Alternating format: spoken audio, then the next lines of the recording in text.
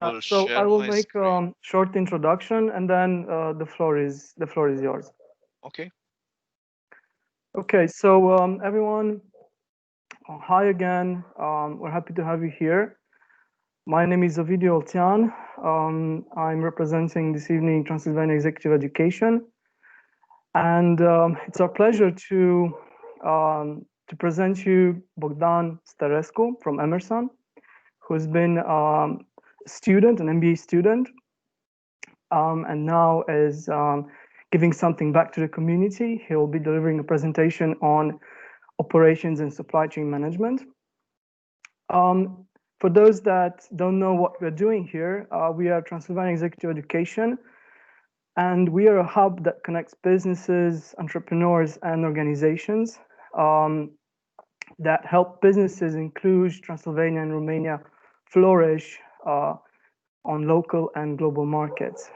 Together with stakeholders in Romania and Transylvania, such as Banca Transilvania, Emerson, the two major universities in Cluj, UBB, and Technical University, we are delivering the whole university executive MBA, which is for the moment the only MBA program in Transylvania.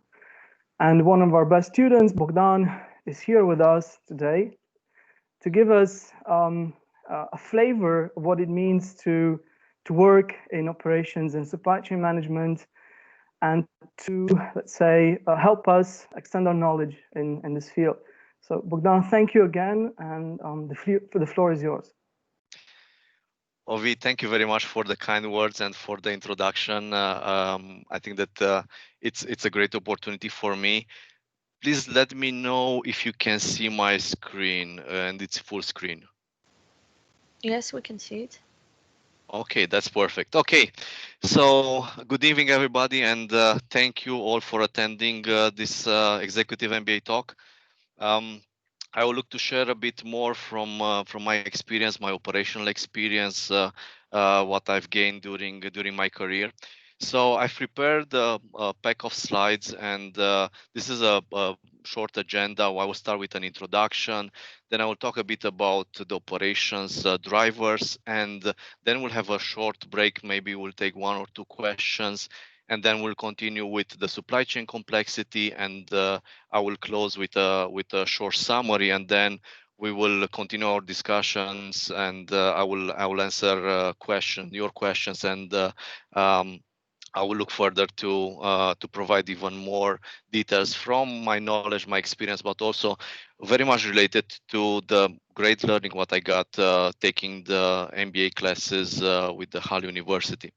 So having that said, I will start with the safety moment, and I would like to share that thinking safety in all what we do, it's a great value what we have and what we can share. And I took this opportunity to share with you like a safety moment. It's the Christmas time. All of us we are looking for the Christmas tree and with a lot of lights. And what I would like to share in here is the risk what we might have by having a lot of extension cords and cables in the house, and especially when we are overloading with a lot of with connections, one plug, this might create a risk of fire. So just take this in consideration. Have a look on what systems or solutions you have implemented in your house and maybe in the office, and be aware that this is a risk what we should avoid, and we should have all, and I wish you all very nice and safe Christmas holidays and a great New Year. But that will be also at the end with the wishes. About me was a short introduction. Like Ovi has said, my name is Bogdan Sterescu. I'm Quality, Health, Safety, and Environment Director for Europe for one of Emerson businesses, which is called Flow Controls. During my career, I had 9 different positions in 3 companies and around 13 years of leadership experience. I've started my studies at the Technical University in Cluj. I've graduated as a mechanical engineer. Then I started in a small design company, which was called ADA Engineering for around 3 years. Then I moved from Cluj, which is my hometown. I moved to Sibiu to work for ThyssenKrupp Bilstein from 2005 as a project manager. Then I had different roles, and I was reaching up the technical manager role in Sibiu. Also during this time, I've graduated the master degree in CAD/CAM at the Hermann Obert University from Sibiu. And then 2011 was a great opportunity to come back home and to take a plant manager role in Emerson in the Cluj campus. And since then, I was leading for about 4 years, 4 years and a half, the Rockstar business, which was a startup business from zero, from an empty shop floor.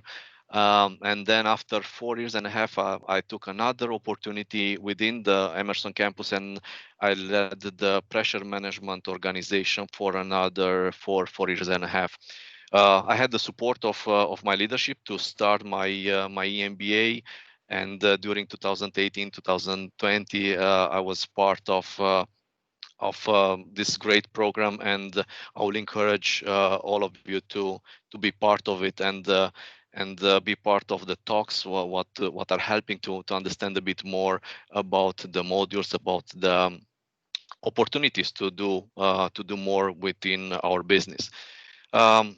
In 2019, I got a new opportunity, and this is an opportunity to lead a different organization at European level. So I was promoted as quality director for flow control business, a business which is having locations only outside of Romania.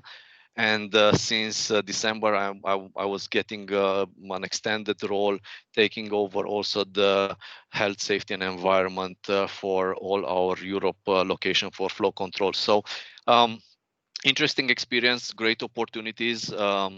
As you can see, Emerson, it's my employer, the company where I've grew and learned a lot, and I will say that has a big part of what we will discuss today. And to finalize the introduction, I choose to look a bit in the literature, and what I would like to share with you, it's a bit about thinking about the business and operational excellence, how we can drive it and how we can improve it. And I'm sharing here some thoughts and some highlights from a book which is called Performance Without Compromise.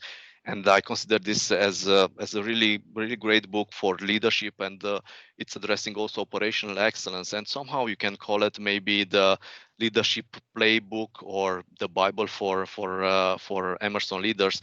And in here, the authors, Charles Knight, will talk about operational excellence and will define it as developing best products, services, and solutions, and producing them at the best cost. Also, he's sharing that to reach operational excellence, you need to have a deep understanding of your customer needs and priorities as well. Operational excellence is requiring a deep analysis of your competitors and not to compare yourself with yourself as a company. You have always to look against the market and your competitors to reach operational excellence. You have to have a good plan in place with the clear actions spelled out, with priorities defined, and also the right sequence in order to reach an excellence and keeping your customers, and why not winning new ones. It's all about communication of company objectives and having the employees, the colleagues, understanding them, and also helping the organization to drive them and to reach them on the end. And on the end, achieving operational excellence will require that we as leaders, we effectively manage the assets and we ensure that we remain productive in the long term. And the next slides, especially the focus on the operations side, will talk a bit more about operations and operations challenges and operations opportunities and future. So this was a brief introduction about safety, about myself, about this Performance Without Compromise book. And now I will switch it over to operations. And what I was thinking in here, it's okay, how we can start, how we can how I can share a bit about what are the expectations from operations. And I've split it in here into I've tried to identify the main stakeholders in here, like the customers, the business, the team behind which is supporting the business as main stakeholders for operations. But also I was trying to look a bit on the objectives which each stakeholder it's having within the operations environment. So if we are thinking about customers, our customers will expect from operations and also from the business itself to have quality, and we are not looking only for the quality of the products, but we are looking also for the quality of the services, the quality of the interaction what we have with our customers. They will expect to have on-time delivery to their requested day, and they will expect also to have the best price and support or services when they need to. If I'm looking to the business expectations and what will be the operations objectives related to the business, I was identifying let's say expectations like profit improvements, cost competitiveness, to manage our main asset, which are the people, to drive automated processes, to look for technology and the Industry 4.0 implementation. And I will have some slides which where I will go a bit deeper on those points. But also a very important aspect and stakeholder is the team, is the people around us which are contributing to the success of a company. And the expectations and from operations from the team are related to the safe work environment, to receive recognition, career development, and also to have leadership support in our day-to-day activities. So this is in a nutshell my view, and also looking into the literature about operation scope and objectives. And on the next slide, I will go and talk a bit more about how I'm seeing the operations and the whole business as a functionality. So when we are looking about operations and business itself, we have to remember that we are talking about different areas, like marketing, new product development, sales, customer care, the purchase order management, order booking, then operation and supply chain, logistics, finance, life cycle services. All of them are creating an environment, and if I would like to look to this environment, I will say that this whole business it's a gear system. Each area of the business should work together and should work seamlessly in order to ensure the best results for the business, but also for our customers. Our customers are our let's say outside drivers, but also we have to manage our business in the best way, taking consideration that we have always competitors around us, and the business it's under big pressure. And also we have as an external factor the compliance. We have always laws, rules, regulation what we have to comply and we have to respect. So this is the ecosystem what I'm trying to picture for myself and for you when I'm looking to business. And I will pause for a second, and what I will try to do right now is to take a different approach about this whole system. And I'll try to picture something diverse. When I'm thinking about the whole business, what we have, I'm making a link to the human body. I think that it's are a lot of let's say it's a complex functionality, a lot of opportunities, and let's say the human body itself it's complex, and I'm connecting it to the business itself. Then when I'm thinking about customers, I'm thinking to the sun, what our bodies are let's say enjoying always when we are seeing the sun, and when the sun it's coming, it's like a blessed for us, and we need our customers as we need the sun. When I'm thinking about competitors, I was thinking how I can make something related to what is going on today, and I've tried to picture them as the viruses, what are always attacking our body, and some of them will be, let's say, more more aggressive, like we are seeing COVID today. Some of them will be easy to manage, and we can eliminate them. But if we are thinking about competitors, we have to think that this will be a constant threat for our human body. Now, going further on with this kind of this game, when I'm thinking about operation and supply chain, I'm thinking about the heart and the blood system of our human body, just because I think that without operation and supply chain, uh, will be very difficult to have a good health system. I'm not saying that the other organs, if you want to say that, from the human body are not important, but for me, my perception of the operation and supply chain area is like the heart and the blood system, which is always feeding up our hearts to be healthy. So enough with the mind game. Let's go and talk a bit about the heart, about the operations execution landscape. And on this slide, you will see with green color, I've marked. Let me try to use also, if I can.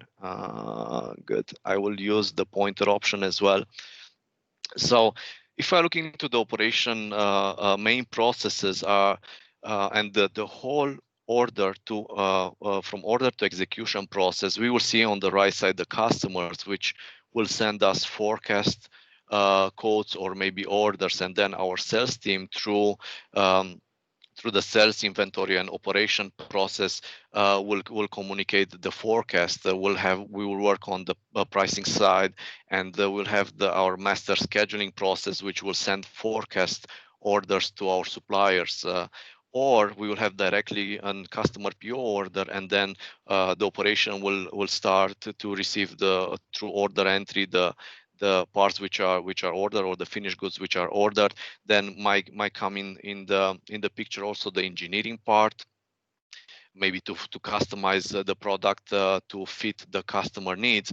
And then we'll start the operation process, where production and the material scheduling, it's getting the order, and it's ordering all the raw material which are needed, and through sending PO to our suppliers. Once our suppliers are manufacturing the goods, we'll have our inbound logistics, and the goods will be received in our plants, in our factories.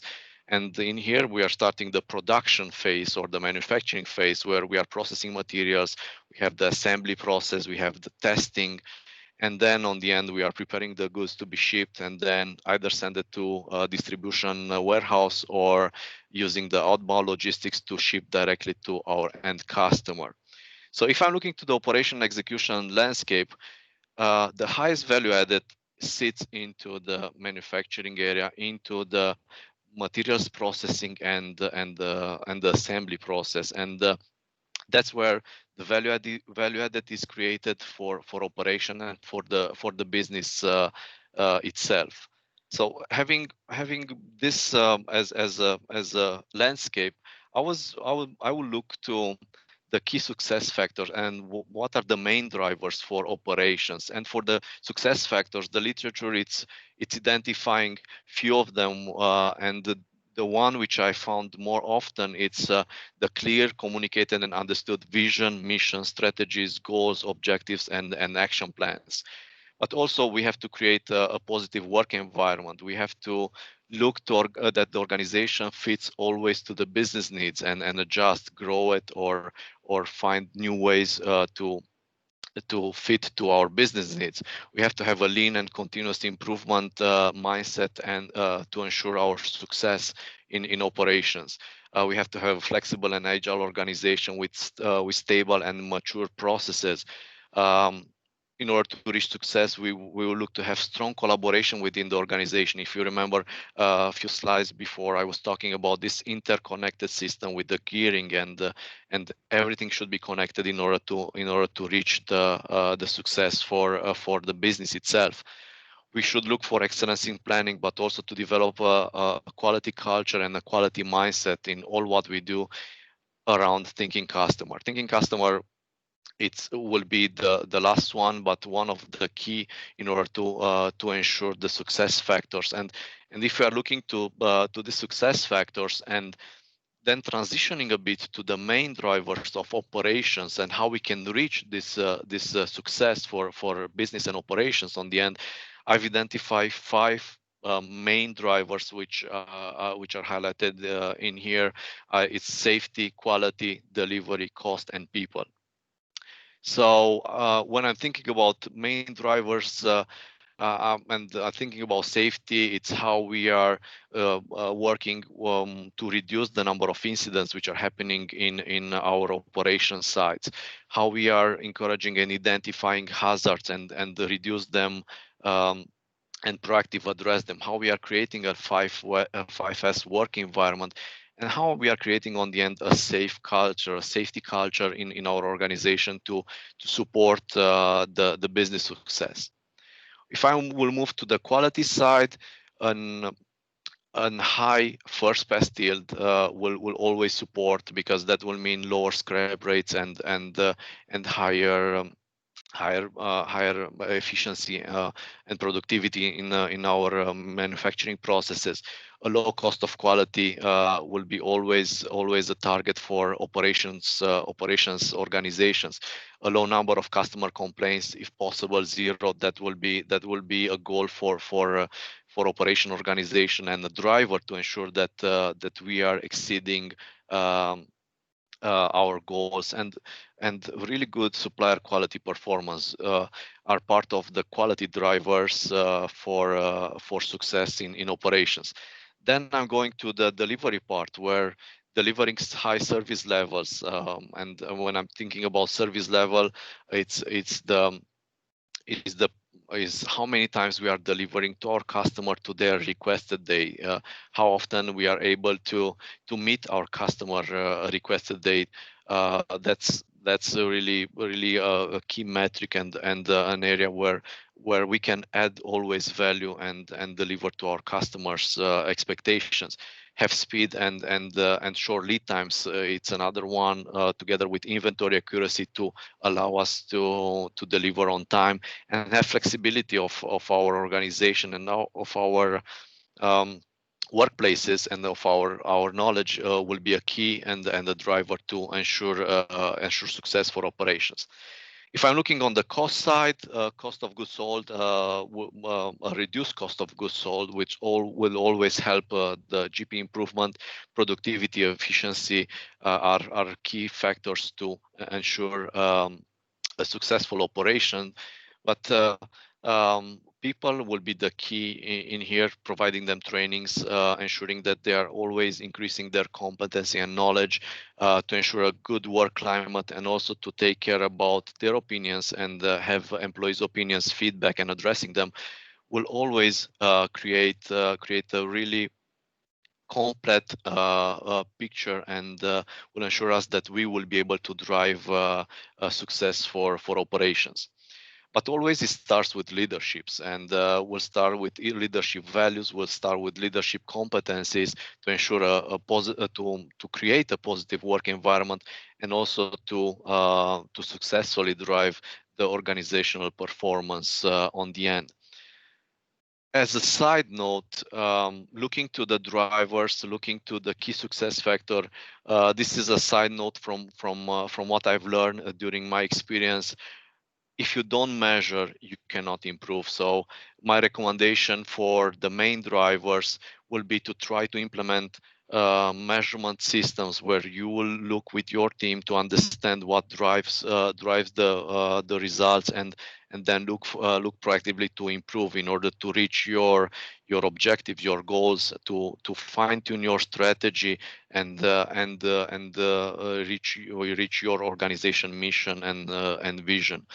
So that's about operation key success factors and main drivers. I was mentioning a bit before about the the flexibility and the opportunities what we have in operations to drive efficiency and productivity. And I will talk a bit more now in the next slides about the opportunities what we have and what how this industry and how this operations part it's changing in the last year, and in some areas we are seeing it more aggressively. In some others we will see it we are seeing like a slow start, but I strongly believe that in the near future we will look to have implemented the Industry 4.0 in all the operation activities, with having automated robots and stimulation. We having Internet of Things, cloud computing, additive manufacturing,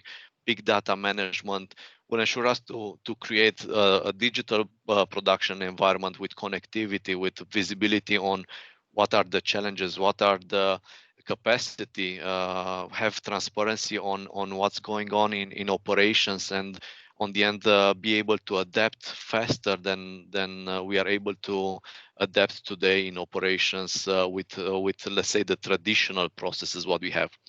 So having Industry 4.0 implemented will drive a series of benefits for the company, but also for our customers. And if I'm looking to the company benefits, I'm looking a lot on the productivity growth. I think that will drive a safer environment, will show us cost savings, better inventory management, an effective space utilization, and also a capacity to react faster to changing conditions. And I think that we are living at times where change is becoming the very rapid the new normal, and we are seeing very often changes and change, and we have as operations to be able to adapt and to adapt fast. And adopting Industry 4.0 in operations will drive customer benefits. They will see in our companies as an ever ready and flexible partner. They will be able to see a shorter lead times. They will be able to see a seamless customer integration, and also products which will be easier integrated and ready to be connected with the Internet of Things, and also with their own system. So a lot of opportunities around Industry 4.0, and I would like to explore them even more, because if we are thinking about operations and strategic factors which will drive further on operations, I was looking a bit on how a plant can look like, having automated test and inspection processes, automated assembly processes like additive manufacturing, material movement, digital transformation, as a manufacturing plant, as an operation core for our business.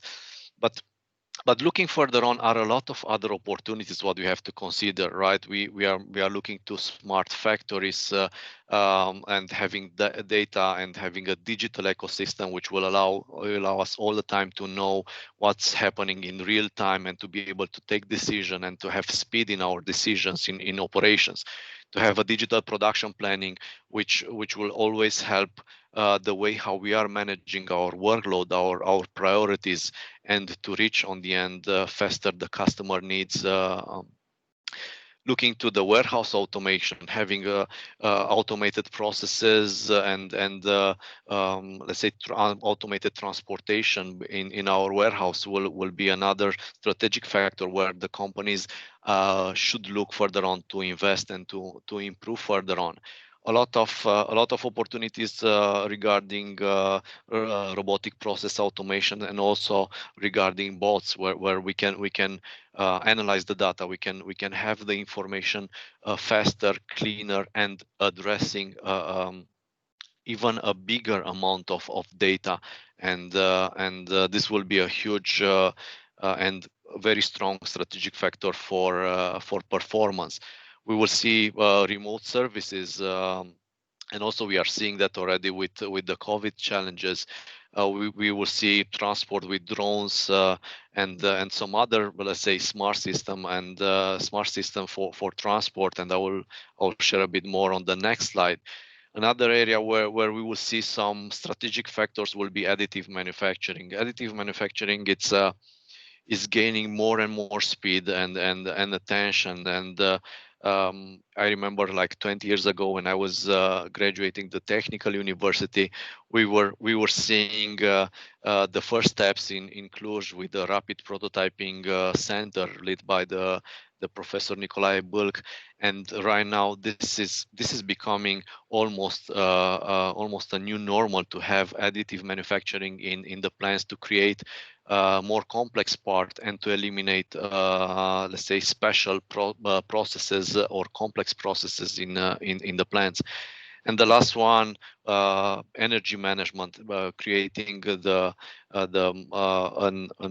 energy management, being able to manage the energy and to become, let's say, more friendly environmental manufacturing or operations plans will be also part of the strategic factors, where I think that operations and businesses which are creating and manufacturing products will look or are already looking to invest and to develop further on. It's a lot of complexity, a lot of but also I would say a lot of opportunities to become efficient, to become even more performant than we are today. So I will try right now to go a bit back. If you remember, I was talking a bit earlier on the whole process and the manufacturing, the operation process itself, with all the steps. Now, what I will try to do, I will try to picture a bit how the improvements and the automation solutions and all the smart solutions, what we are seeing coming more and more and being more and more available, will change the picture of how operations looks like today, and will drive automation and digitization in our processes. I will look. We will have business intelligence tools which will automatically drive the information and the forecast what operations will receive. We'll have digital dashboards where we can easily identify what customer it's ordering, how often and when, and make easier decision when it's about forecasting. On the engineering side, we can have 3D printing to create faster a prototype or a finished good on the end. On the forecast side, we will have both automations, and on the PO side, we will have smart contracts and automatically run through our suppliers, and our suppliers will use with operations the eKanban. And in operations, we will see implemented a lot the predictive maintenance softwares and the remote services options. Also, we will see smart factories more and more. We will see a lot of investment in the smart warehousing with digital pool systems, with conveying system for transporting the raw material to the assembly lines. We will see connected machines and robots more and more to drive improvements and efficiency. And also we will see additive manufacturing adopted in operations to a higher rate than we are seeing today. On the assembly side, we will see improvements like pick to light or having robotic cells. We will have the transport of finished goods with automated guide vehicles, and some of them are already in place. We will see automated in-process testing to reduce the cycle times, RFID tracking for our finished goods, automated palletizing processes, and eKanban to our shipment to our distribution center or to our end customers. With probably autonomous trucks, sorry about that, and maybe even drones. So a lot of opportunities, a lot of areas where smart solutions, automation, digitization will play a significant role in how operations will look like in the near future, with the goal of serving better our customers, creating efficiency, shorter lead times, better cost perspective, and so on. And all will flow with all the information will flow with our bot and automation side. So this is my view on operations part, with where we are today, what can be, and what are some of the drivers and the success factors in, let's say, a traditional operation side, and how I'm seeing that operations will develop and will grow further on in the near future. So with that, before going to the next topic, which will be supply chain complexity, I will take the opportunity to stop and take maybe a question or two, Ovi, if we have. I don't see any questions yet in the chat box, but if anyone would like to address any question at the moment, I see Radu Gidan who left his hand. Radu, do you have a question? Well, yeah. Please. I could take this opportunity to let Bogdan rest a little bit, and I'll ask. Thank you, Radu. Much appreciated. So your presentation made me think of a book that I really like. It's called The Innovator's Dilemma, and they describe something very similar. The author describes that by trying to optimize the processes, as you explained, for meeting the customer expectations, we became trapped into a value network defined by the network of customers, suppliers, and competitors. It's like we are one of the gears, and we overlook the potentially disruptive innovation that can appear, and we have a cost of opportunity, because all the resources, the main resources, are directed to optimizing the processes, but we ignore disruptive innovation because we minimize the resources dedicated to such innovation.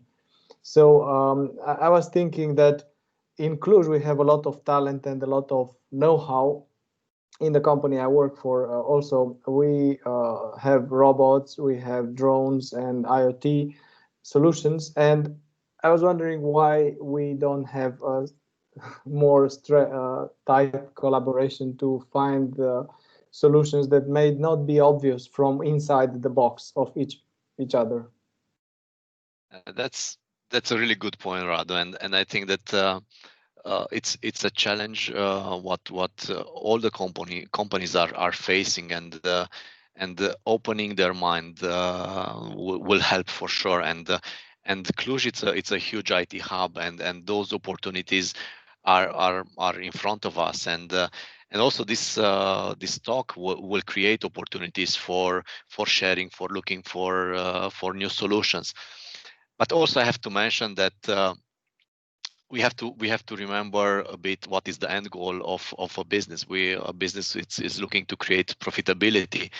And what I've seen or heard very, very often, it's that Romania is a best cost country, and those solutions might be maybe for later. And I choose to share those slides to encourage the leaders and all the people part of this discussion to think about how we can change this, how we can create from Romania's operations, from Romania's part, smart factories, really efficient and productive factories, and to let aside the best cost factor and put ourselves as a smart, efficient, and productive companies and operation side.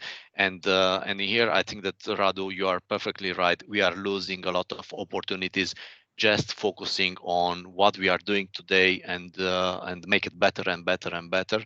I think that we need to step back and look for the opportunities what we are missing, and disruptive innovation. It's one of them, and I think that our opportunities what we are losing. But this is something to encourage further on the leaders to think about and to reach the networks what we are creating in order to improve further on.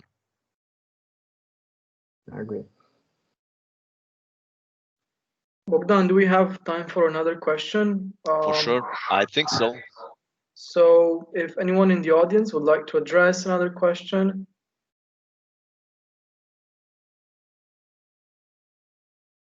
If not, we can proceed further. I see no questions for the moment. Okay, then thank you, Radu, for your point, your question, and this has allowed me to take a breath, to take a bit of pause, and thank you for that. I will switch now the discussion towards supply chain, and if you remember my comparison, this is the blood system which is feeding constantly the heart, the operation part.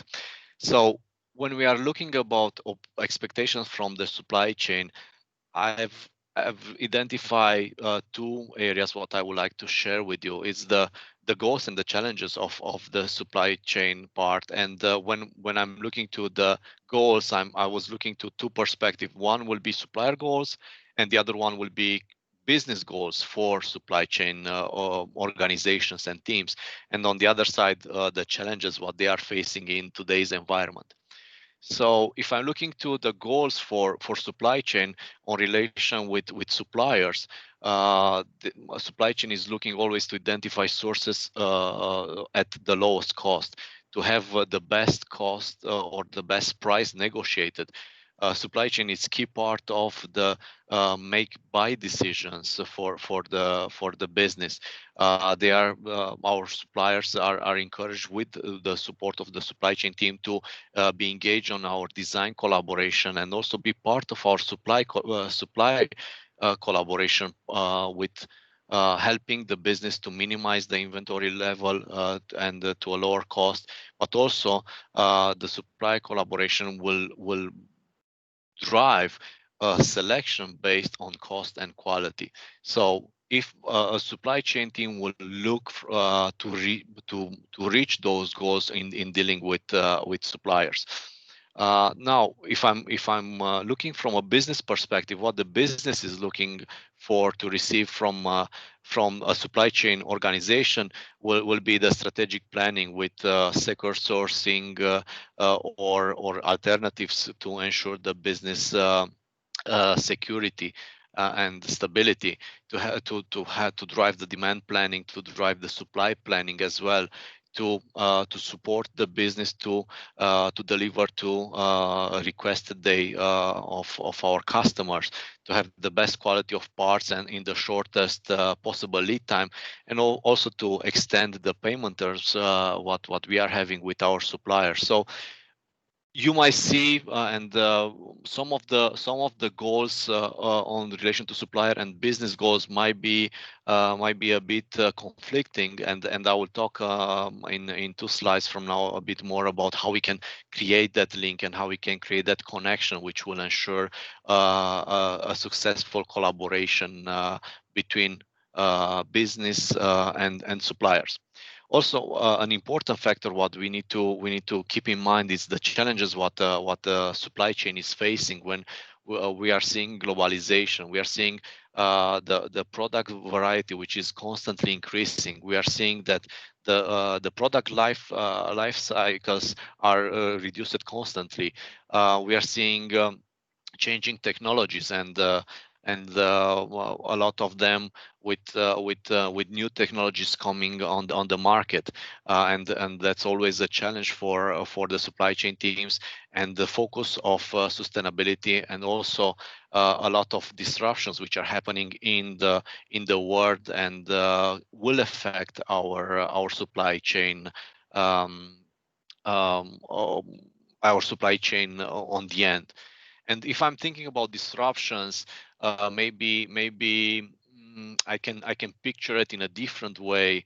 But if I was looking a bit on the last 10 years, what were the major challenges for supply chain in order to ensure that we have the best suppliers, the parts on time? You might see in here a lot of events in 2010, 2011 were a lot of floods in Thailand or in Mexico, which were closing or putting on hold a lot of factories and deliveries from those suppliers. We had in 2011 the Fukushima earthquake with major impact in some of the suppliers. And if I can continue so on. And each year we were having at least a significant event which was creating disruptions for the supply chain. And if we are looking beyond this, these disruptions, uh, how this is impacting our business. Basically, we can lose customers because we don't have the raw materials to manufacture, to assemble, and to ship goods to our end customers, and that's always a challenge. And I'm sure that those disruption will continue. If I'm looking to only to the last 2 years, we have seen a lot of them. I just pick up the U.S.-China trade war, which is impacting and is creating a lot of disruptions on the supply chain side. We had COVID in 2019. 20 was coming with the negative price of oil and so on, and all those events will create a lot of pressure on the supply chain to be let's say flexible enough and smart enough to drive the supply chain strategy and how we are addressing those possible risks. So really important to address them, but also really important to work with our suppliers, to deal with our suppliers in a win-win or a partnership relation. Because if we are looking from a business perspective, we are looking to receive from a supply chain perspective the best price, the best quality, the highest delivery performance from our suppliers, the shorter lead times, and the longest cash cycle performance. And how we can do that?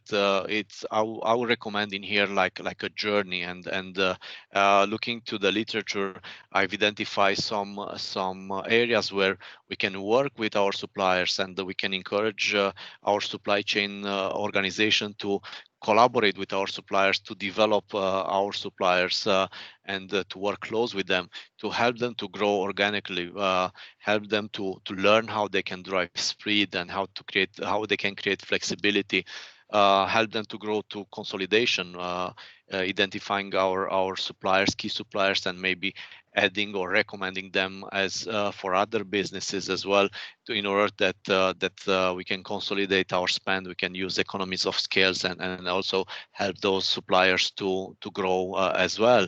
And also partner with them when we are developing new products, make them part of the design phase in order to make sure that they will be able to manufacture the raw materials with the best processes and let's say lowest cost for them as well. So on the end are a lot of opportunities, but I think that the key in here for me it's that supply chain should partner, should work with our suppliers to have a win-win situation on the end, and that will ensure a successful business relation and success for our business on the end, on regards to deliveries, but also in regards to financial performance.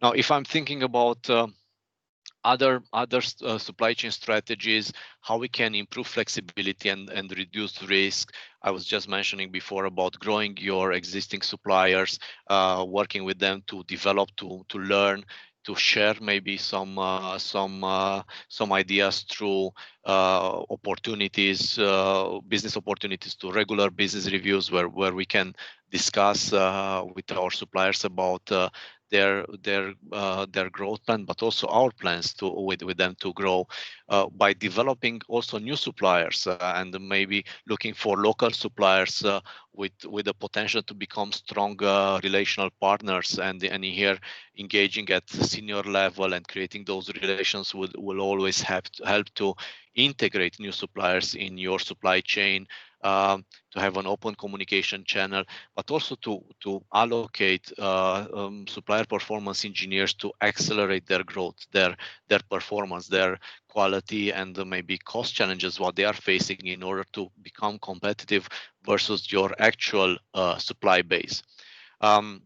Then another opportunity or strategy is to transport the partner suppliers. So to create this multi-years agreement where they can see that will be, it's a long-term deal. They can invest. They can invest in their business and to develop it further on, having in the, let's say, in the back some contracts, some multi-year agreements. But also we have to be flexible enough and to work with them, to partner with them, and to improve our let's say payment terms, and maybe be a bit flexible on the beginning in order to ensure that they have a growth and they have a path to reach there. And the last one, which I really think that it's very important, it's how the supply chain strategies will drive insourcing or late customization. Because when we are thinking about our operations the risk and the business cycles, what we are seeing with volumes going up and down and up very much often that was in the past. I think that we have to create this flexibility and to increase our internal capacity to provide late customization in-house, or maybe to have second source suppliers which are able to do the late customization for us and take the benefit of economies of scales for standard products to be purchased from, let's say, traditional big suppliers.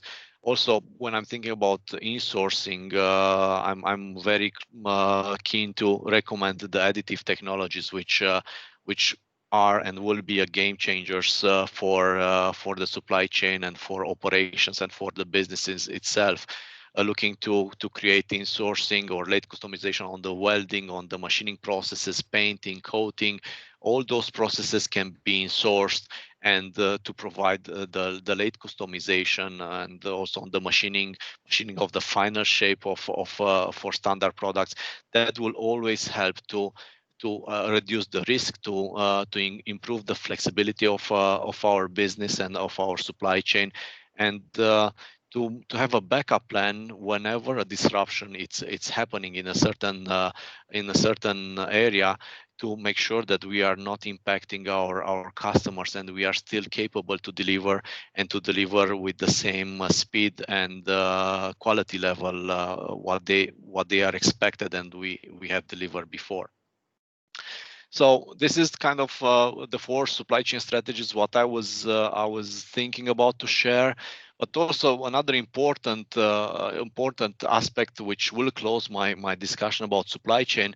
It's our 3 strategies to achieve cost, cash, and the speed.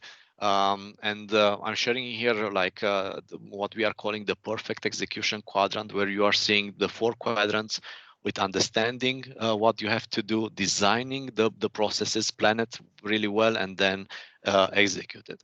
And when we are thinking about strategies, it's going on the planning side, and trying to leverage spend to ensure that customer will receive the quality parts and services when they need, on time, at best possible cost, with upholding while we are upholding the highest ethical standards.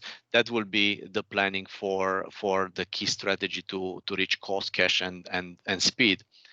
And thinking about the details of this plan, if I'm thinking about the cost and cash, I'm thinking about e-sourcing events or negotiations with our suppliers, having contracts in place with our suppliers, and maybe multi-year contracts, like I was mentioning before, having long payment terms with them, like 90 days or even more. That will always drive cost and cash benefits for our business.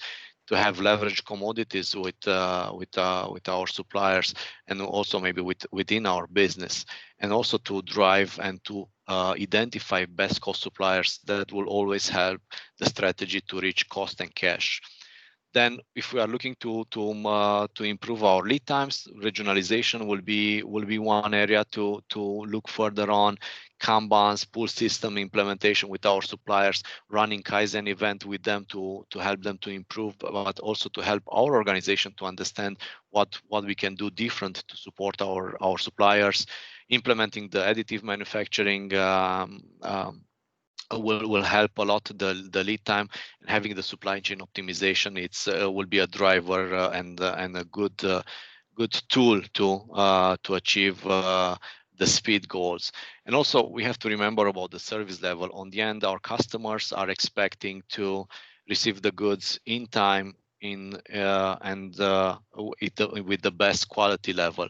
So to help us to improve our service level, our delivery performance, it's always good if we are looking to have preferred suppliers. We are driving business reviews with them. We will have scorecards with them to monitor their results and also to share the challenges what they are let's say racing for our business. We can implement supplier portals to share in real time information and documentation, to have supply chain performance engineers to work with them to help them to understand how they can improve their service level, but also to have a reliable flow of material. So all those strategies and maybe key actions will help an organization, a supply chain organization, to drive cost and cash and speed, and that's the sweet spot for every business and for every business owner. As far as you can drive low cost and then cash availability, it's always a great result for a supply chain organization. So this will end up the supply chain side. And as a closing summary, I've tried to summarize a bit what I was presenting in the slides so far. Operational excellence is driven by continuous improvement through customer focus, innovation, and efficiency. I'm seeing operations and as a process which converts the inputs and the resources of a business into finished goods or services. Looking to the key drivers for operations, safety, quality, delivery, cost, and people are the 5 key drivers what I've mentioned. But also, if we are looking to maximize operational efficiency and productivity, we should look through automation, smart and interconnected technologies, plus data analytics to be implemented in operations in order to drive this efficiency and productivity. About the supply chain, historically has been seen one of the largest contributors to profitability, and is still valid even today, and will be valid for the years to come. Supply chain strategies have to constantly adapt to meet the business needs and also to address the disruptions, the risk what we are facing. The speed, the flexibility, and the reliable delivery and cost should be all factored in when we are taking a supply chain decision regarding our supply chain strategy and path to ensure success. And on the end, as a conclusion, the supply chain design, the planning, and also operations decision it's always play a significant role in the success or failure of a company. So with that, I will end up my presentations and the details about operations, about supply chain. And for the end, I've chosen to share 2 quotes which I found really valuable in this time. The quote of Gandhi: "The future depends on what we do in the present." And also, I really like the quote from the Pope John Paul II: "The best way to predict the future is to create it." And I really hope that I was able to share this with you in the slides what I've presented. And I will be available for additional informations. And before opening the time for questions, also I would like to take the opportunity to thank you all for being part of this event, and also to thank you to some key contributors to this presentation, like Alina Negru, Gerhard Bau, Peter Lukacs, Dorina Nash, and my wife Diana. All of them helped me to put together this presentation what I've delivered to you today, and I hope that you found it useful.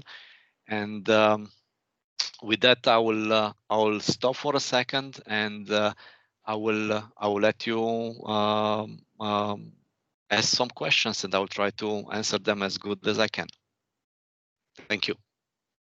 Thank you, Bogdan, for this presentation. It feels almost like walking us through a handbook of operations and supply chain management. Thank you. Indeed. Thank you so much, Bogdan, for putting this together.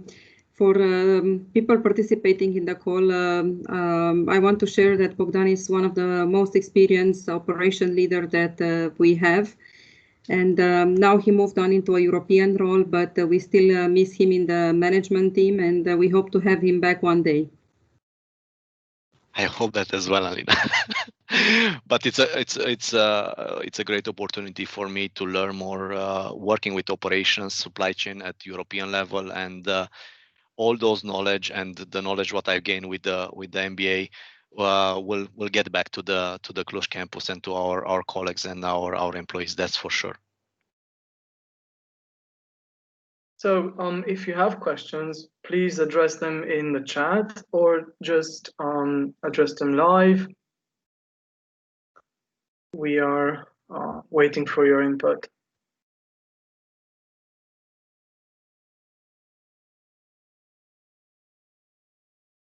We have Anna Maria. Yes, Anna Maria, please. Hello, good evening. Hi. Hello, Bogdan. It's very good to be again part of a presentation that you are delivering. I kind of missed that. And a lot of the items that you've shared, we've discussed before. I have one question related to the situation we are in now. Probably this is what people are talking mostly about.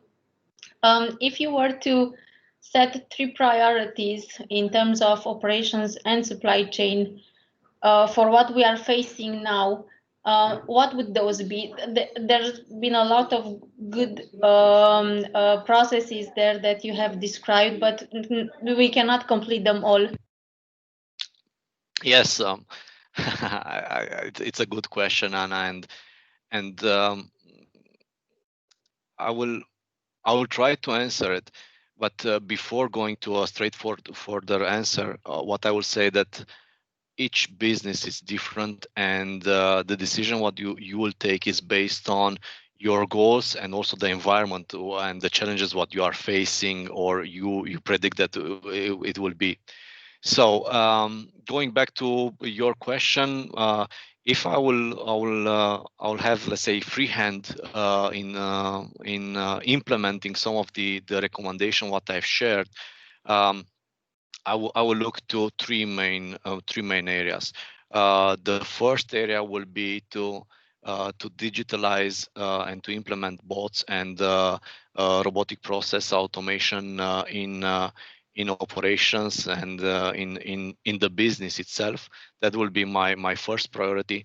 My second priority will be to create flexibility through additive manufacturing. I'm a strong believer that this will be a game changer for all the companies which are taking the financial effort to invest in additive manufacturing. And the third one will be to continue to invest in our people and to look for their development and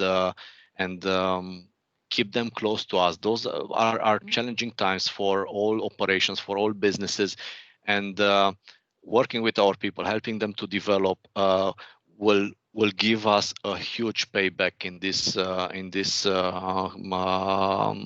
the next periods to come, because this is a cycle. It's a business cycle. We have the COVID impact, which is driving a lot of this decision, but sooner than later the business will come back again. And having a strong organization with smart processes behind, with digitalized, let's say, implement digitalized process implemented, will help a lot in outperforming and also let's say being ahead of our competitors. Thank you. I kind of agree. So are you saying that COVID COVID is actually pushing us for this digitalization, flexibility more than without it? Was that a question, Anna? Sorry. You were saying that we see impact from COVID, Yes. and somehow I feel that we are speeding towards digitalization and flexibility at a higher pace that we would have without this. So Anna, I will have a different view on that. I think that we didn't understood so far what are the benefits. Because if we are able to understand clearly the benefits of smart solution digitalization, we didn't have to have COVID to push us to drive us towards this direction. Because COVID or not, businesses should look always, and operation and supply chain should look always to deliver efficiency and profitability.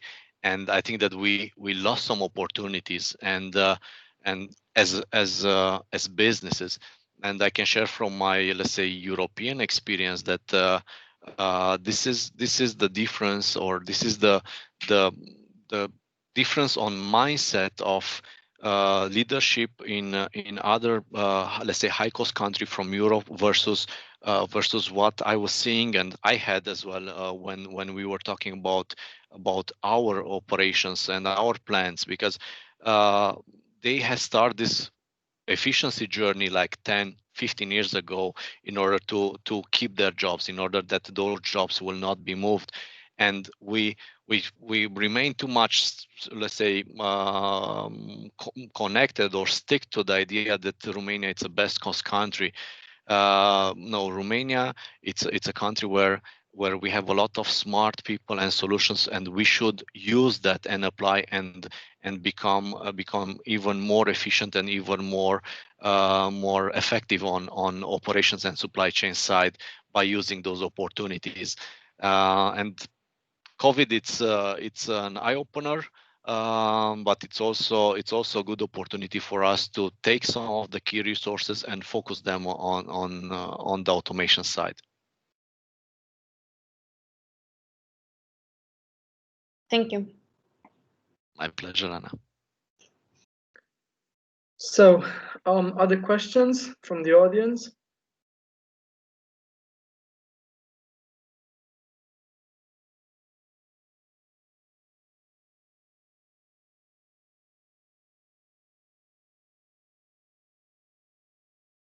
Yes, we have Juliana. Juliana, please. Hi, hello.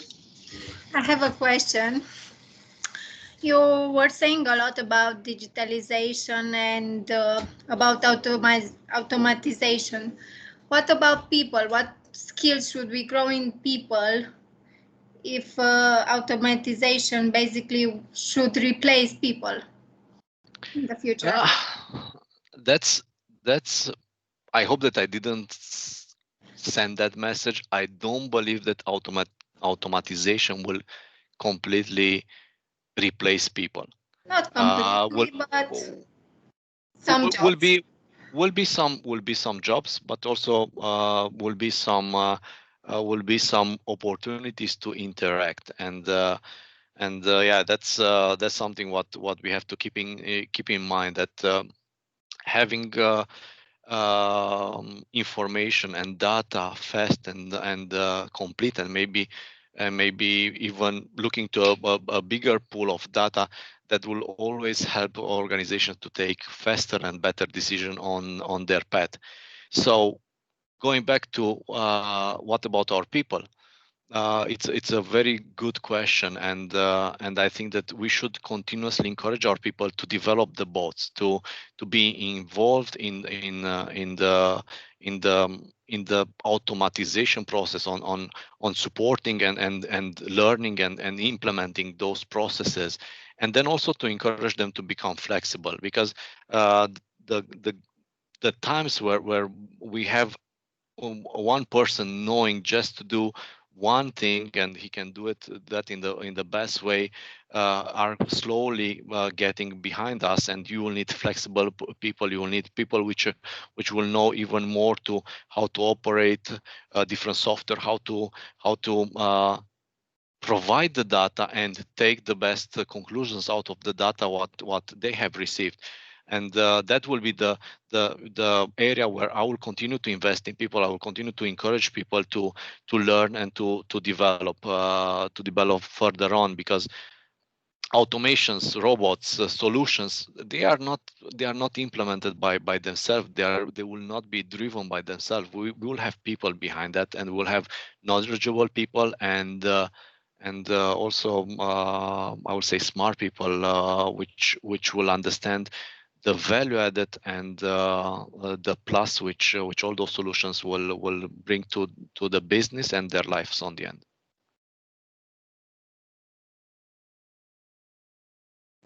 Thanks. Thank you, Julian. We have another question that was written in the chat box from Yonuts. And he says, why didn't you mention anything related to AI and all its subsets so far? Industry 4.0 was initially introduced back in 2011 and adopted around 2015, 2016. How do you see the next AI revolution impacting operations? This was his question. I need to pause and think for a second. It's a really good question, and my thoughts are going towards two directions. One direction will be that we as humans, we are constantly concerned that automated intelligence will take our place, will replace us from our day-to-day work. And this I see as a major barrier for let's say for implementation from growing. And I think that how we can change that. It's having visionary leaders which will understand what drives the business, what drives the business performance, and look for the best opportunities. And as nice and as sexy will look like to have everything automated, to have all let's say automatized and driven by robots, by softwares behind. I'm not seeing that happening, especially when we are talking about operations and about supply chain. You will always have the human interaction, and you will always have factors which you will not be able to put in the key, let's say, in the key deciding factors for the automated intelligence. What we will have. That's my personal view.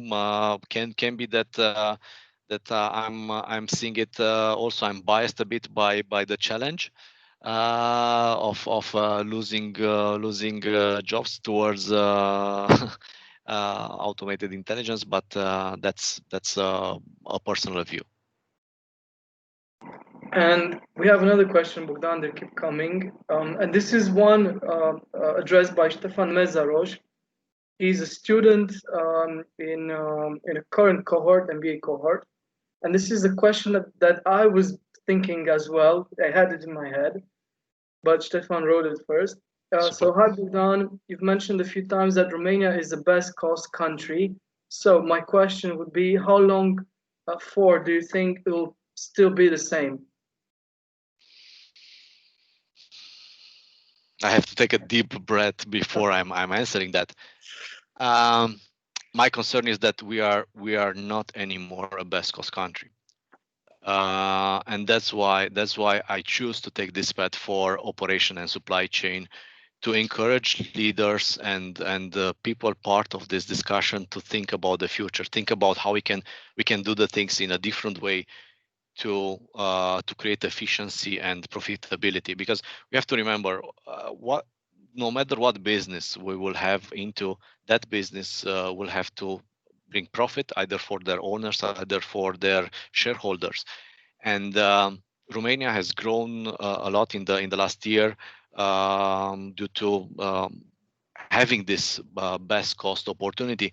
But slowly, this is challenged right now, and it's challenged from two main directions. One direction is the fact that we are seeing other countries, high cost countries, or maybe best cost countries, significantly investing in smart solution, in digitalization, automatization, and sooner than later, even if we will have a lower labor cost, that will not be able to compete with the speed and the quality level which the others will already offer. So that will be one factor which I think that it's impacting big time the how many years we still have as a best cost country. And also on the end, I'm also thinking that what we are seeing right now with all the moves and all the globalization, we already saw that Romania is not anymore a best cost country, and the first businesses which were impacted were let's say the low value added businesses, and those were already, let's say, either moved further on to a best cost country, or they were going out of business. So maybe I'm trying to raise a bell in here, or make a stronger point. But I really think that it's time for us as leaders to look very deep on how we can drive smart solution automatization in our businesses in order to maintain and to continuously deliver profitability and growth for the businesses where we are working on. Thank you very much. And thank you, Stefan, for asking this. Thank you as well. Questions? Good question. In the audience? Yes, we have another one. Ovidiu Ferenc. So you also think about RUC inspiring work conditions. Is it necessary in your opinion? So this IWC inspiring work conditions, are they necessary? It's a tricky question, and I think that we all have to think when we are thinking about working conditions, is what is creating the work conditions, because it's are several factors which are creating the work conditions, and the inspiring behind that definitely will be leadership, and which is a key factor for inspiring. Will be the people which are working with you, will be all the tools, all the know-how, knowledge what you are offering to your employees to improve this inspiring work climate. Are a lot of factors which you as a leader, you have to adapt according to the specific or your organization. You have to develop your knowledge about your organization and seek for the best ways to get the max out of them on regards to solutions, on regards to the way how they can be engaged even more, and they can have the disruptive solutions, innovations, ideas which we can change the path of a successful business.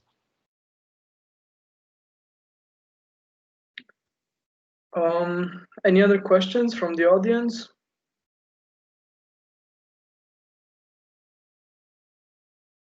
I think we have time for a last question.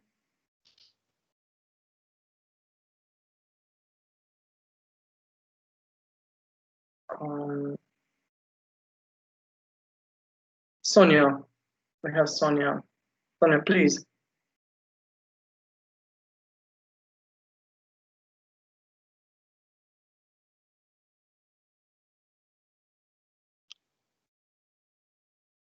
Maybe I cannot hear Sonia, or she raised her hand, but she didn't.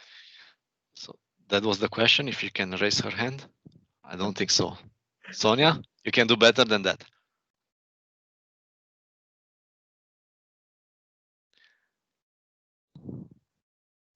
Okay, maybe it was. Okay, super. Hi, Sonia. You are on mute. That's the standard, the first step.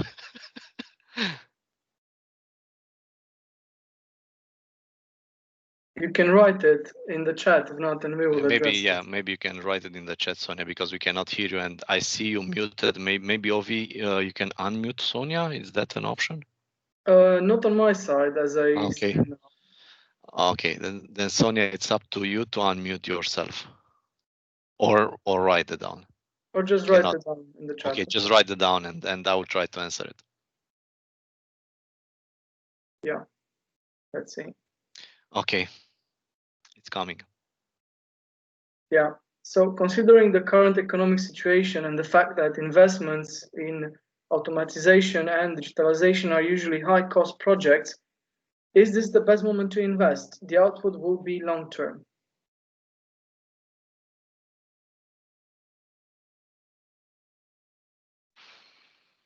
It's an interesting question.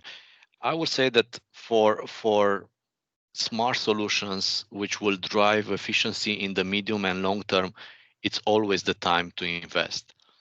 It's true that are maybe you will foresee them as high value investments, but it's always about the return of your investment. So and how fast you can recover the investment what you made, and depending on the type of business, I'm sure that you will do the compare on what is having the highest return of investment, and you will choose for that.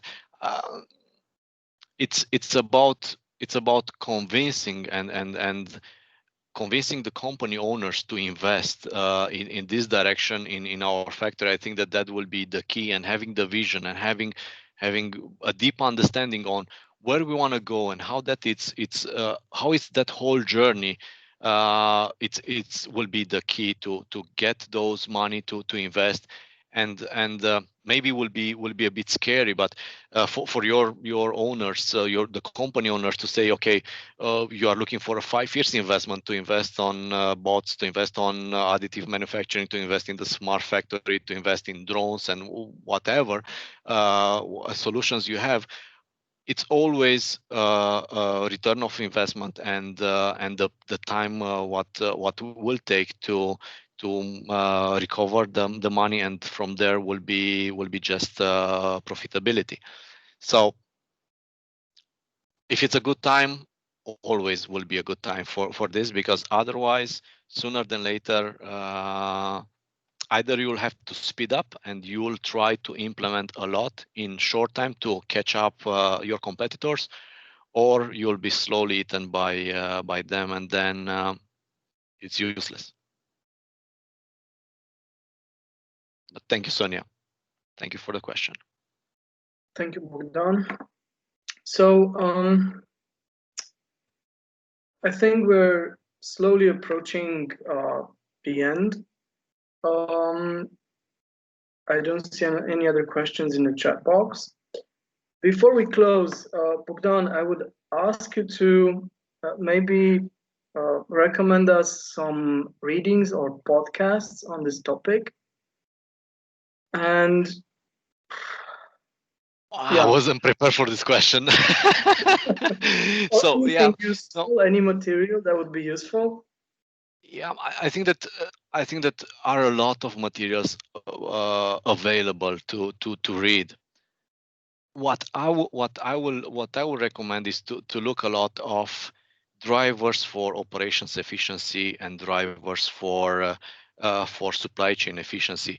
I would recommend you to read the Charles Booknight. That's a really good one, and I will recommend to not try to see only from an operational or supply chain. You have to see this whole picture of the business, of the human body, and how everything is working together and how it's interconnected. And from there, to look on the areas where you would like to read more and understand a bit more what are the solutions, what are the options, what can drive efficiency and profitability, and won't be always maybe an automated system, won't be always a small robot on the back, but I think that understanding it, driving it, will be the key, and understanding where you want to go, what is the vision and the mission, where you want to go as a business. I will recommend books around this subject. But besides that, I'm just trying to look back. In my let's say in my years, I was reading a lot the Harvard Business Reviews, where you have a lot of examples of driving efficiency challenges, how different businesses have failed or have overcome the challenges what they faced. I was taking a lot of my learnings and knowledge from the Harvard Business Reviews. And then are a lot of good books on operations and supply chain, but I cannot spell them out right now. Maybe I can share with you a list if you will give me a day or two, and I will do that with pleasure. You could send that, just a few titles. We could put them near the recording in on our channel, just Okay. as some recommendations. And this is the last thing I'm buzzing you with. Could you tell us, I don't know, an exercise, a particular exercise or experience from your MBA experience that helped you develop more knowledge into this field, or that helped you expand your knowledge in this field? No, I will not point out a specific one, Ovidiu, just because I think that the whole MBA program helped me to reach to this point. And why is that? It's just because the MBA program, it's helping you to see the whole picture, the entire picture of the business, looking from different perspective, understanding how important it's leadership, human resources side, financing, accounting, project management, operations, supply chain, the complex problem solving side. So MBA is giving you a great business learning and knowledge, which you can then take home and think about how you can drive the business improvements further on, and from there you'll just look on different areas where you feel or where you would like to have your business going further on, or what's your vision about the business what you are running. So I will not be able to spell it out, to point it out. I think that it's a mix between, let's say, personal experience and the learnings what I had in the MBA classes, and those two combined together helped me to reach to this point.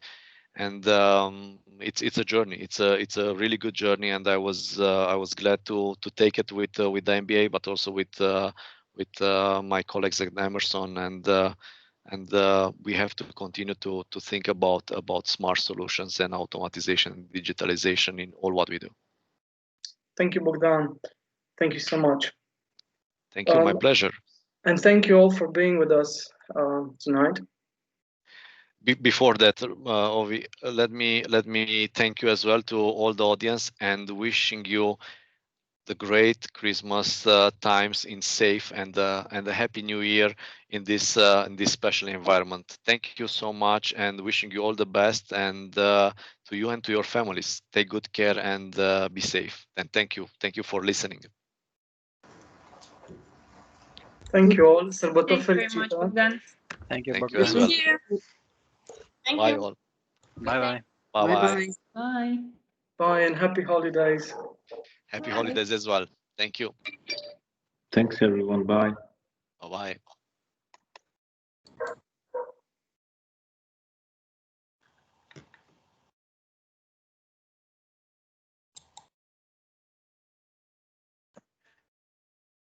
Mulțumim frumos, a fost super, super, super.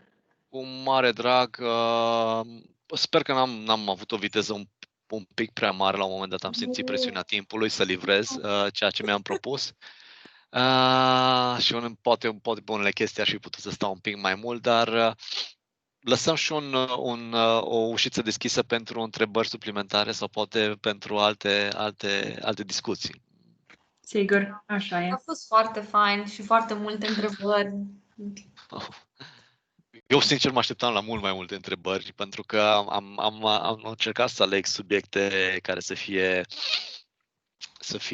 hai să zicem, cumva ieșite din rutină, pentru că puteam să povestesc foarte mult despre Lean, despre efficiency, despre 5S, despre problem solving, despre takt time și alte tool-uri care sunt foarte, hai să zicem, foarte cunoscute, dar am zis că schimbăm un pic registru și mă bucur că a fost foarte multă lume, pentru că cred că avem nevoie de lideri care să schimbe, să aibă acel drive pentru soluții noi, pentru soluții din secolul 21 și îmi pare rău că încă nu suntem acolo. Am văzut foarte multe companii în afară care au înțeles că asta e singurul mod în care pot să supraviețuiască în competiția asta care au cu noi, cu China, cu India și așa mai departe, și au făcut deja pași mari în direcția aia și cred că e momentul că și noi să începem să facem asta. Dar, da, e nevoie de investiții, nevoie de bani, e nevoie de a putea să trecem peste acel bias că la un moment dat nu o să avem joburi. That won't happen. Știi Not că in our lifetime. n-am pus întrebare, că am zis că nu mă bag, dar chestia asta cu cost country, și noi tot am mai avut discuțiile astea și când era AIM în poveste și ok, au crescut foarte mult salariile și inevitabil au crescut și costurile, dar parte din soluție nu este și educația, adică îți educi populația astfel încât să facă chestii mult mai specializate, mult mai tehnologizate și practic inovezi prin faptul că oamenii îți produc bunurile mult mai sofisticate și lași chestiile de bază pentru alte țări care oferă salarii mai mici, dar nici bunurile alea nu sunt așa scumpe. Știi care e provocarea? Din păcate, costurile noastre ca și țară nu sunt crescute de faptul că avem un profit mai mare. Companiile au un profit mai mare și automat din acel profit share-uiesc cu cei care lucrează și oamenii au un venit mai mare. Veniturile noastre și costurile noastre ca și țară cresc foarte mult din ceea ce avem ca și taxe, care sunt foarte mari, și ceea ce avem ca și politici salariale. Și asta e un driver care schimbă balanța, pentru că dacă ai o stabilitate și dacă ai acea bază financiară care hai să zicem, era undeva acum 5 ani de zile, 10 ani de zile, și lași business-ul să creeze acel venit suplimentar, recompensând performanța, recompensând eficiența, e ceva ceea ce continuă să te vadă ca și best cost country, dar prin faptul că aduce eficiență și prin faptul că îți păstrezi, adică costurile îți cresc pentru că eu ca și business vreau să fac asta. Problema noastră este că business-urile văd costuri mai mari pentru că au crescut salariul minim, pentru că am majorat taxele, pentru că am impus taxa pe stâlp și alte cele care sunt costuri externe pentru care ei nu văd niciun benefit. Și atunci cumva în mintea, mai zicem, liderilor din afară este că, ok, probabil că în continuare sigur suntem în continuare best cost country, dar am vrut eu să exagerez un pic, dar asta se schimbă. Asta se schimbă cu o viteză care ei nu pot să controleze. Și într-un business, tu ca și business owner, când ești responsabil să livrezi profitabilitate și cash și bani într-un final, faptul că nu ai această predictibilitate și vezi că tot timpul costurile tale cresc fără ca tu să primești nimic semnificativ înapoi, îi face pe mulți să vadă România că nu ai un best cost country, îi devine un fel de medium cost country care are procese, mindset, the best cost country, și noi uităm că nu mai suntem acolo. Da, că pe de parte, adică salariile românilor, salariul minim pe economie și mediu pe economie, încă rămâne mult sub nivelul Cehia-Polonia. Și cu toate astea, țările astea încă își mențin investitorii și își mențin business-urile, adică nu e numai că salariile. Eu mă gândesc mai degrabă că e incertitudinea, nu? Sau că Taxele pe muncă. Taxele pe care companiile le plătesc pentru angajați sunt mult mai mari în România față de, nu știu, și țările scandinave și țările din Europa Centrală.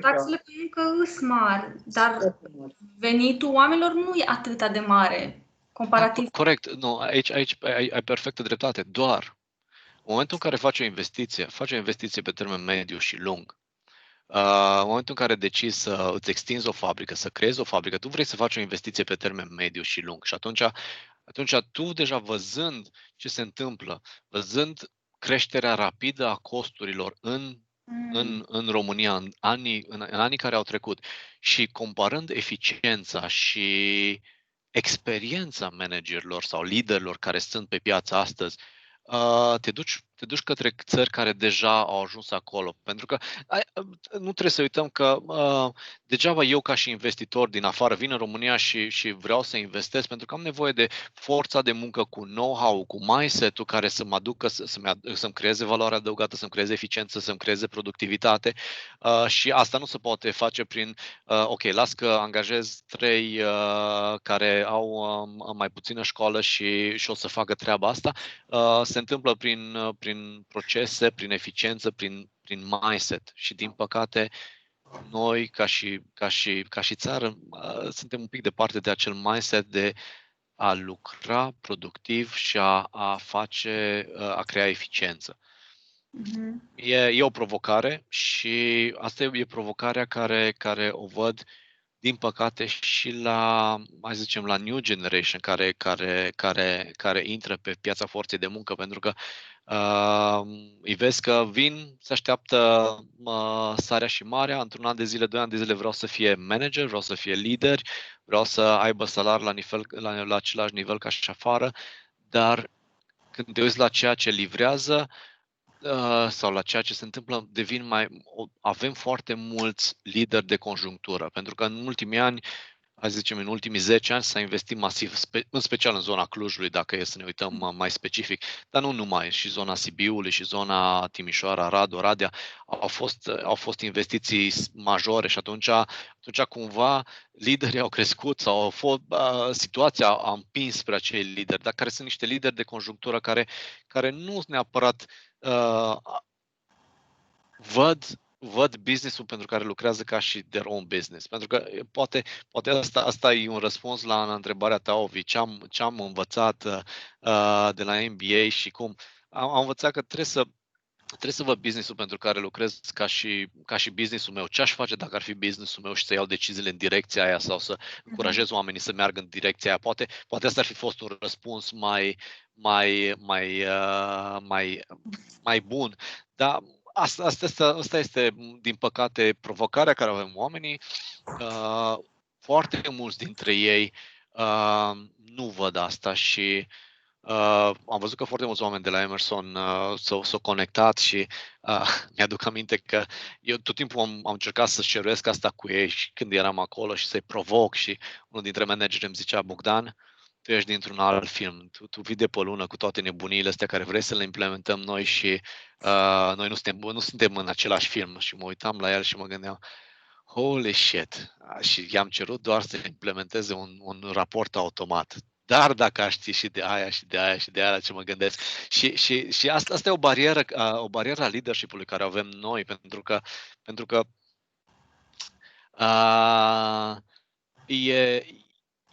e și ceea ce creștem și acceptăm. Pentru că această presiune că nu mai suntem un best cost country creează lideri sau ține în poziții lideri, manageri care nu fac nimic altceva decât să dea cu băta mai tare ca să scoată mai mult din aceleași resurse și poate chiar mai puțin.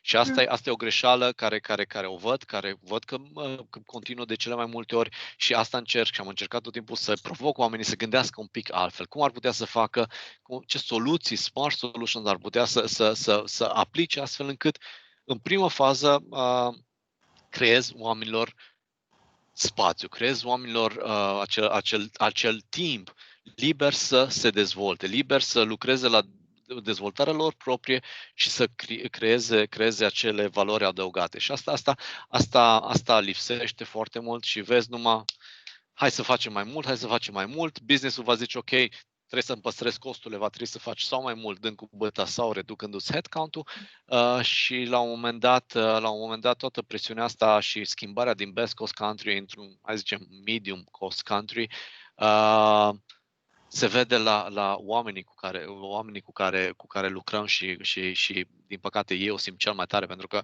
best cost country înseamnă forță de muncă. High efficient înseamnă soluții, automatizare, zone de industrii de nișă în care intri și încerci să îți bați competiția. Cam asta ar fi. E provocator, da? N-avem ce face. Trebuie să ne adaptăm și trebuie să învățăm pe alții să investească continuu în educația lor și în ceea ce în a învăța. Că practic asta e ceea ce am învățat business-ul și cum să le evaluez și cum să iei cele mai bune decizii ce am învățat la MBA și was a lot of fun. Eu primesc un mesaj de